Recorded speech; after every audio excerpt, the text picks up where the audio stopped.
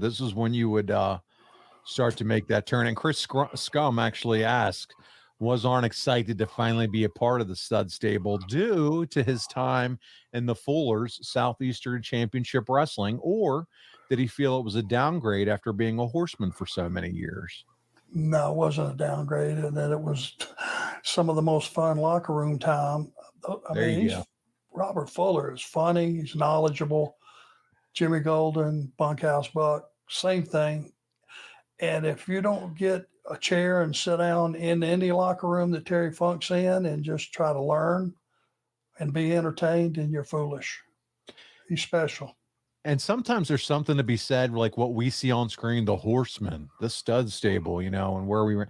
But it's like you said, behind the scenes, there was probably so much, it was more fun, not saying you didn't have fun with the Horsemen, but it's probably you get to hang out with some guys that maybe you haven't gotten to hang out with for a while, and it's just fun. Yeah, absolutely. And these guys are legends. They were about a half a God, what's the word I'm looking for? They're ahead of me in the business. Okay. They're like, their careers were, say, 10 years ahead of me, roughly. Sure. So, I looked at them with respect, and I was watching them they were already established and top guys when I was a teenager.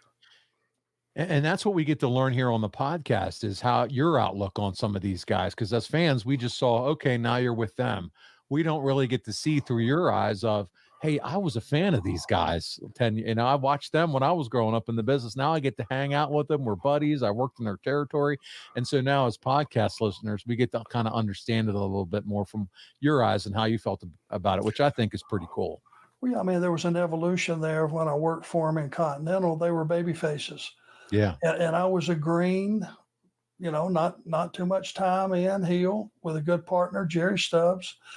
And wrestling those guys and wrestling Bob Armstrong and any combination of those guys, Ron Fuller, Robert Fuller, Jimmy Golden, Bob Armstrong, getting to wrestle those guys at that point in my career was such a learning experience because they taught me in the ring. It helps us as fans too, who want to go back and watch some of this era again, just have a deeper appreciation for what you're enjoying, realizing you're enjoying this part of your career, maybe a little bit more than what we even realized, kind of understanding this opportunity for you.